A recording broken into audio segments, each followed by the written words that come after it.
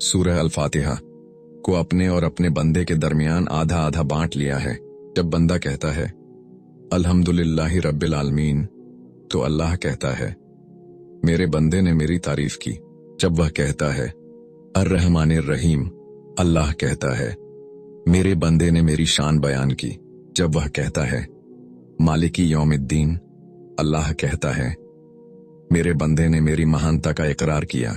जब बंदा कहता है इय्याका नअबुदु व इय्याका नस्तईन, अल्लाह कहता है यह मेरे और मेरे बंदे के बीच है, और जो वह मांगेगा मैं दूंगा।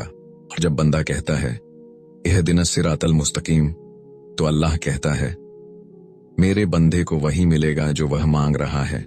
हदीस सहीह मुस्लिम। इस हदीस से समझ आता है कि सूरह अल-फातिहा सिर्फ पढ़ने के लिए नहीं, बल्कि महसूस करने के लिए है। ये एक जिंदा बातचीत है बंदे और अल्लाह के दरमियान।